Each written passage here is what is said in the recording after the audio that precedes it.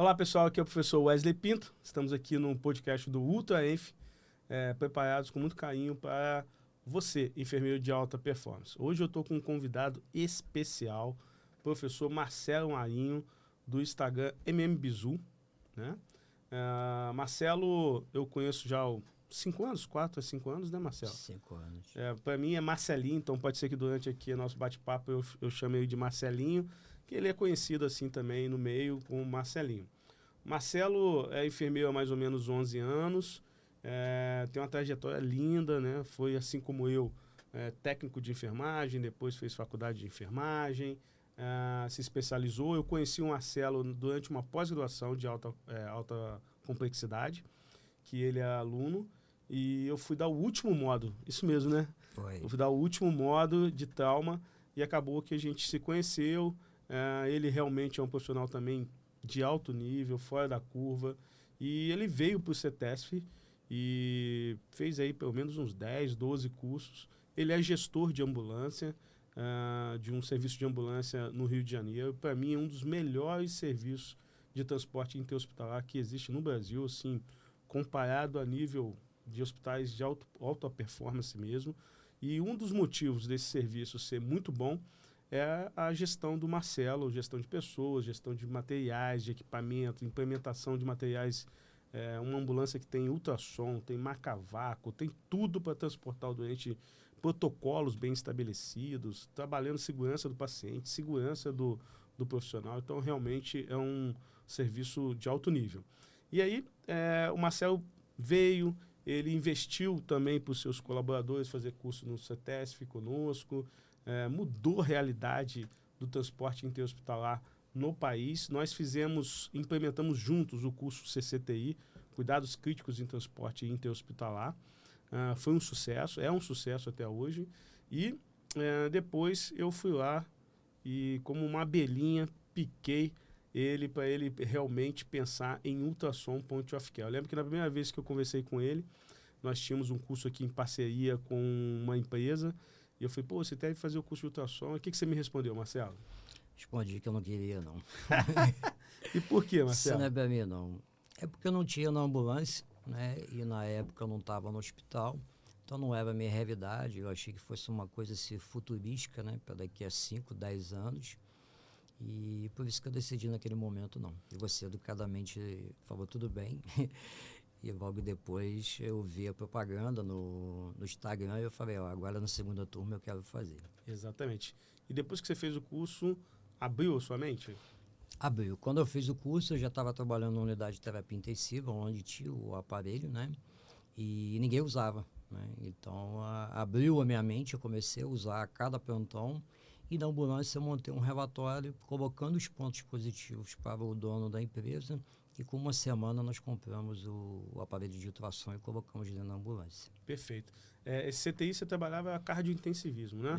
E eu lembro de uma coisa que você contou uma vez em algum curso, que você ficava lá durante o plantão, umas 6 horas da manhã, você falava com o rapaz do laboratório, não precisa colher nenhuma gasometria não, que é tudo comigo aqui. Exatamente. Então, assim, esse é um sinal de que você é um profissional de alta performance. Buscar a prática para correlacionar com a evidência que você está estudando e ver se deu certo, se deu errado, onde que dá certo, onde que dá errado. E muitos de nós ficamos esperando cair do céu, né? Mas ninguém me ensinou, mas ninguém pegou na minha mão e fez. Você não precisou disso. Você falou, não, deixa eu abrir o meu espaço aqui, deixa eu ter experiência fazendo todos os dias, para assim eu poder ensinar as pessoas que estão precisando desse conhecimento. Foi isso mesmo? Foi isso mesmo. Eu passava o tempo que eu tinha livre, né? Ninguém trabalha 12 horas consecutivos, né?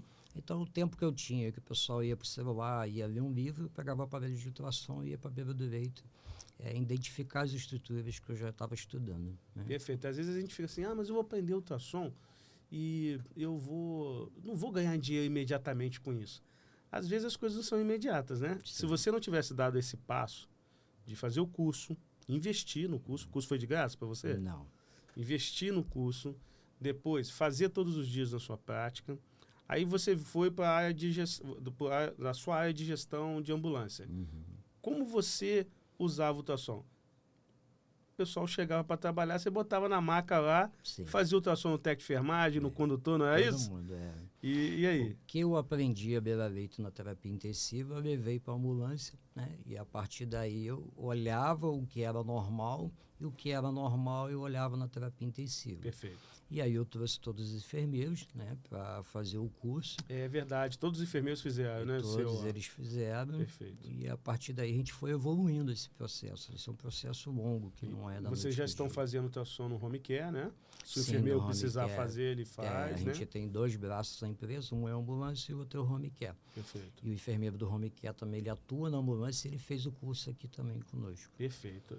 No Zenf, no NIC, no curso avançado, na academia de ultrassom para enfermeiros, o Marcelo ele é responsável hoje pela estação gástrica, né, e confirmação de cateterismo gástrico. E no avançado, simulação de casos voltado a essas 2 áreas, que é o que ele tem mais estudado, né? E que tem a ver também com um protocolo de transporte interhospitalar, né? Você tem que fazer uma avaliação gástrica do doente, até para não ter risco de broncoaspiração. Mas a primeira turma do Zenf, eu tinha feito um curso de instrutor para ultrassom numa outra empresa, e eu conto sempre essa história, né? Eu lembro que o que me fez sair dessa empresa, principalmente, e criar o Zenf, foi que durante o curso de instrutores eu falei, pô, gente, a gente podia falar sobre confirmação de sonda gástrica. E unanimamente, sim, muitos deles que estavam lá foram contra. Não, é difícil, é complicado, e eu sou um cara que, se é difícil, é para mim, né? É para nós, a gente tem que realmente fazer. Se é impossível, a gente tem que fazer com que torne difícil para aí ser possível novamente. Então não pode ter não, né? Se lá fora, o Canadá, Estados Unidos, Austrália, Itália, o pessoal está fazendo isso, por que a gente não consegue fazer? Só se não tiver o aparelho. A tecnologia é diferente e tal. Mas não tem nada disso. É a mesma tecnologia. Então a gente tem que fazer. Então isso me incomodou muito. E aí eu falei, vou criar o meu curso. Aí liguei para o Marcelinho, eu lembro que eu mandei mensagem, não lembro. A gente se fala quase todo dia, Marcelo? Quase todo dia, né? Então, eu mandei mensagem para o Marcelo, olha só, você acha que dá para fazer isso aqui? Ele falou, eu vou começar a testar aqui e tal. E aí testando, fala, dá para fazer sim, já estou fazendo, está dando certo. A avaliação do ortogástrico é assim e tal. Né? E aí, vamos criar um curso de ultrassom, Marcelo? Vamos? Aí nós criamos o Zenf. Marcelo foi um dos que pensou o Zenf comigo na primeira edição. Depois nós convidamos o Franco, né? Eu estava junto com o Marcelo quando a gente decidiu também convidar o Franco.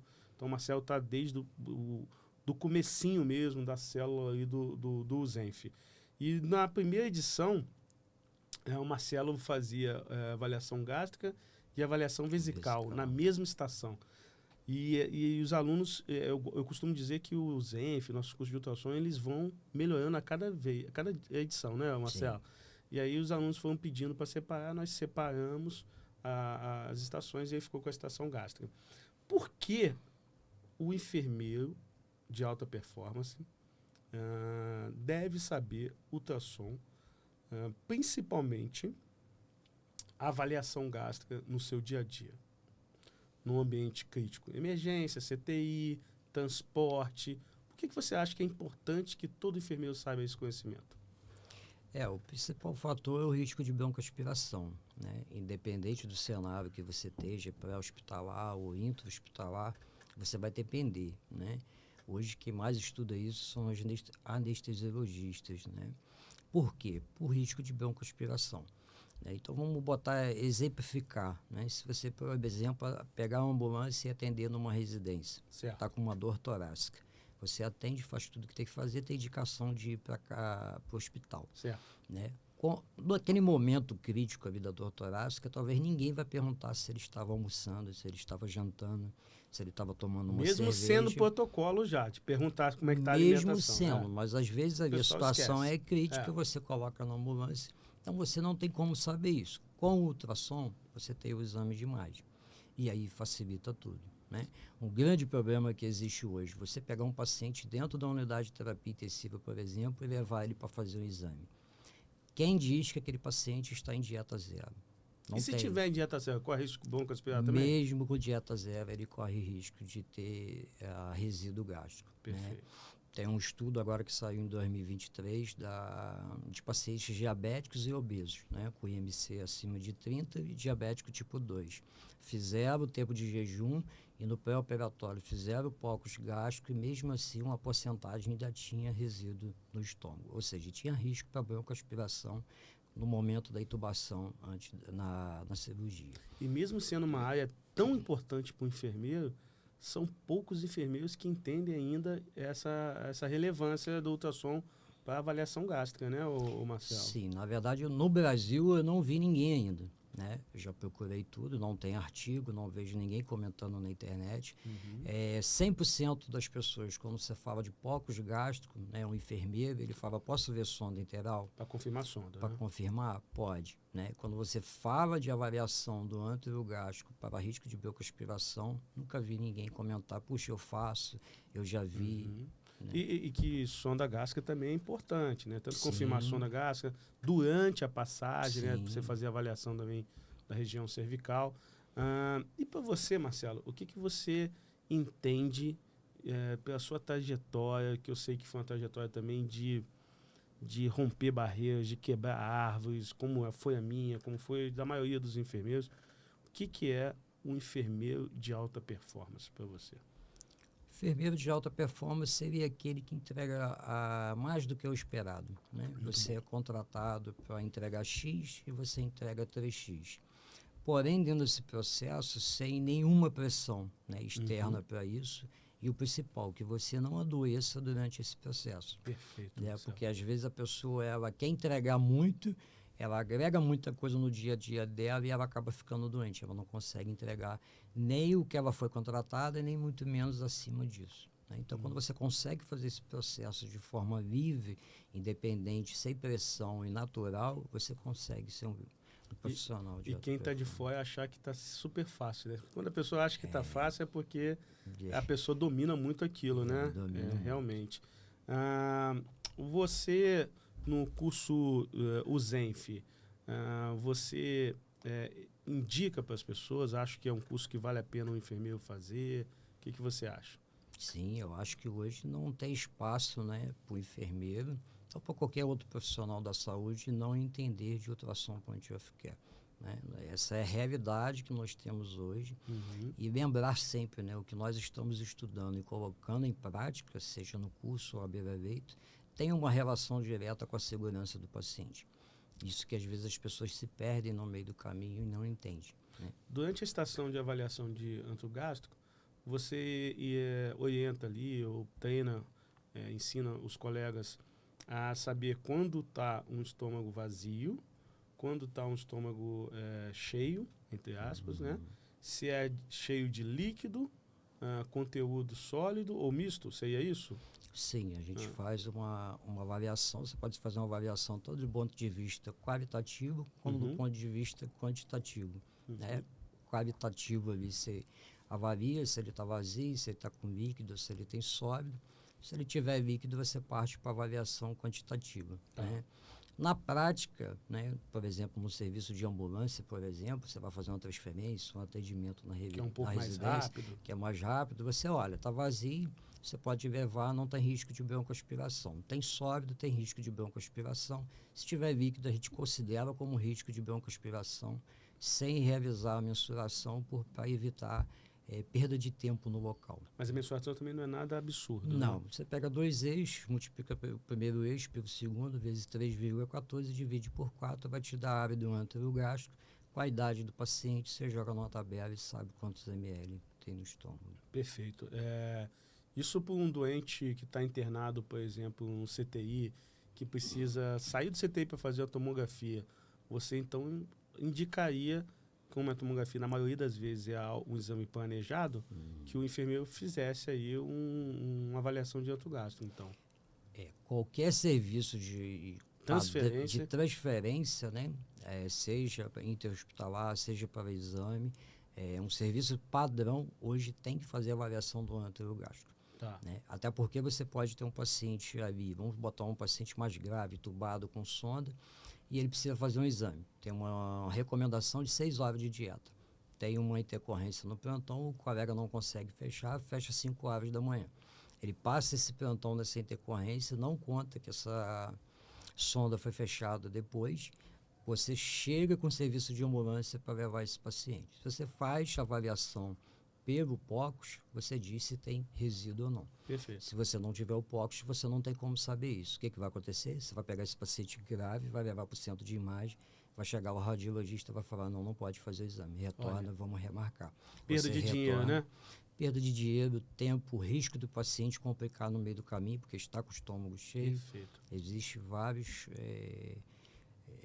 pontos, né, que tem que ser pensados. Hoje... Então, se você analisar esses pontos por um gestor de ambulância, já dá para você mostrar o porquê que tem que comprar um ultrassom aí. Sim, esse foi a ambulância dele. Esse foi um dos pontos que eu fiz, né? Pontuar, o aparelho ele se paga sozinho. Certo. Pelo que você faz. Primeiro pela vida do paciente. Sim, que é incalculável. Exatamente. E depois pelo contexto todo de gasto. Você retirar um paciente hoje na terapia intensiva, entubado, sedado, curarizado, com todos aqueles dispositivos para chegar numa mesa, né, do tomógrafo e o radiologista falar que não pode fazer e você voltar com esse paciente, isso é um gasto enorme. O gasto é de pelo menos quanto? Você que tem noção de... Hoje, 2.500 para você tirar um doente desse. Se você está fazendo isso, às vezes já paga o aparelho. Se você fizer 2 desses por dia, já paga o aparelho. 5 mil. Entendeu? Então, não... E é o raro que acontece sempre, né? Sim. Se você, até na enfermaria, você pega aquele senhorzinho, vamos fazer o exame? Vamos. Aí você avalia ele, vai lá, faz a insonação, tá lá. Perfeito. É resíduo. Aí você pergunta para ele, o senhor comeu? Não comi não, mas aqui mostra que o senhor comeu. Eu tomei só um chazinho, comi.